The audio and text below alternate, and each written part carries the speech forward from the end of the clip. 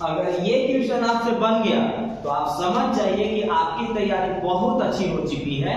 इसलिए पहले आप पूरा ट्राई मार लीजिए कि ये आपसे बनता है कि नहीं, और जब बन गया तो अच्छी बात है, नहीं बना तो पूरा डिटेल में देख के समझ लीजिएगा कि बनता कैसे है, और बन जाएगा फिर भी देख लीजिएगा, क्योंकि ये अलग तरीके से मैं आपको बता रहा हूँ जिसमें कोई ट्रिक वगैरह कुछ भी यूज नहीं किया जाएगा, एकदम कंसेप्ट के आधार पर बनाया जाएगा। 140 रुपए में 15 की दर से कुछ फल खरीदे गए और उतना ही फल फिर 120 रुपया में 10 की दर से खरीदा गया, 10 की दर से खरीदा गया। यदि सभी फलों को 132 रुपए प्रति दर्जन की दर से बेच दिया गया तो पूरे लेन देन में इसको कितना परसेंट का लाभ हुआ, आपसे ये पूछा जा रहा है। अब देखिए कोई ट्रिक वगैरह का कुछ काम नहीं करेगा और जरूरी भी नहीं है, कंसेप्ट पर आधारित है ये सवाल। तो देखिएगा, एक आदमी यहाँ पर 15 की दर से खरीदा है, 140 रुपया में 15 की दर से, मतलब आप ये समझिए कि 140 रुपया में 15 को खरीदा है, तो उतना ही फल वह खरीदना है उसको। तो आप एक काम करिए कि जब यहाँ 15 फल खरीदा है तो वहां भी 15 फल ही खरीदेगा। और वहां क्या किया है कि वहां पर क्या है कि 120 रुपया में 10 की दर से खरीदा है। तो हम क्या करते हैं कि मैं लिख के समझा दे रहा हूँ, फिर आपको दोबारा बना के दिखा दूंगा कि बनेगा कैसे। 15 फल यहाँ खरीदा, 15 फल यहाँ खरीदवा लेते हैं। यहाँ पर इसको 140 रुपया लगा, यहाँ कितना लगेगा ये देख लेते हैं। यहाँ बोल रहा है कि 10 की दर से 120 रुपया में 10 की दर से, मतलब 10 रुपया में नहीं, 120 रुपया में 10 को, मतलब 10 को फल का दाम 120 रुपया, तो एक फल का दाम 120 बटा में 10, तो 15 फल का दाम। क्यों 15?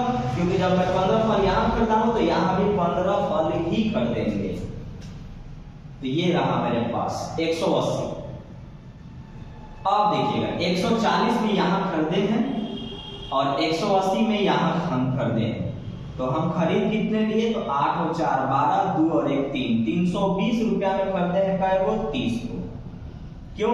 क्योंकि 15 को यहाँ लिए, 15 है वो वहां लिए थे। मैं आपको पूरा डिटेल में समझा रहा हूँ, फिर मैं आपको डायरेक्ट बता दूंगा, सोचिएगा कैसे एग्जाम में। अब आते हैं आगे बोलता है कि सभी फलों को 132 रुपए प्रति दर्जन की दर से बेच रहा है। ये रहा इसका सीपी यानी करार।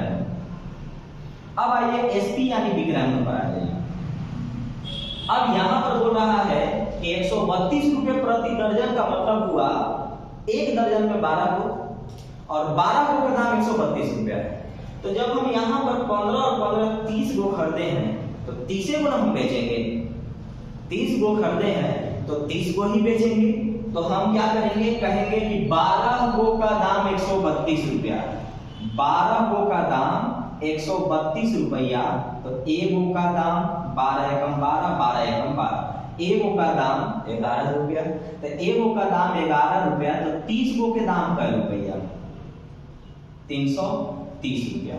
अब बताइए खरीद करके कै रुपया में लाए हैं 30 गो? तो 320 रुपया में।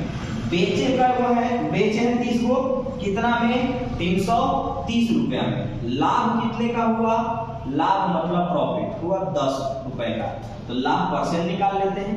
लाभ परसेंट होता है लाभ गुने 100 बटा में क्रय यानी सीपी। 1 0 खत्म, 4 8 32, 25 चौका 100, 25 बटा 8 का मतलब 8 तरीके 24 और 1 3.1 बटा 8% का लाभ हुआ, 3 होल 1/8% का इसे प्रॉफिट हुआ। तो डिटेल में समझे ना। 15 को खरीदे हैं तो उतना ही वर्ड यूज किया कि उतना ही वहां 120 रुपया में हमको 10 की दर से खरीदना है। तो 15 को यहाँ खरीदे हैं तो आगे भी 15 को खरीद लेते हैं, हो जाएगा 30 को बेच लेंगे। तो यहाँ क्या है 140 रुपया में 15 को मिला था, ठीक है। वहां पर क्या है कि हमको 10 की दर से, मतलब 120 रुपया में 10 को, तो 10 को का दाम 120 रुपया था, एक के दाम 12 रुपया, तो एक का दाम 12 रुपया, तब 15 के दाम क्या रुपया? 180 रुपया। 140 रुपया यहाँ, 180 रुपया यहाँ, कुल मिलाकर के 320 रुपया में 30 को ले लिए। अब 30 को बेच भी लेते हैं, लेकिन वहां बोलता है हम दर्जन की बात कर रहे हैं, ठीक है। दर्जन में 12 को होता है, 12 को का दाम आप 132 रुपया ले रहे हैं, तो एक के दाम आप कितना ले रहे हैं? 11 रुपया। तो एक का दाम अगर 11 रुपया ले रहे हैं तो 30 का दाम कितना ले रहे हैं? 30 का दाम कितना? क्योंकि 30 को खरीदे, 15 यहाँ 15 यहाँ, तो 30 को का दाम कितना लेंगे 330 रुपया। कितने का लाभ 10 का। लाभ होने 100 बटा का प्रॉफिट इनटू 100 बाई सीपी 3 गुना 1/8% का लाभ होगा। अब आते हैं एग्जाम में। अब हम इस चीज को सीख गए समझ गए, अब लिखना कितना पड़ेगा ये भी तो देखना जरूरी है ना। चलिए 140 रुपया में 15 की दर से कुछ आम खरीदे हैं। आमे हम ले लेते हैं, आम पसंद है ज्यादा, 15 को खरीदे हैं तो 15 को ही हम खरीदवाते हैं क्योंकि उतना ही यूज किया है, ठीक है।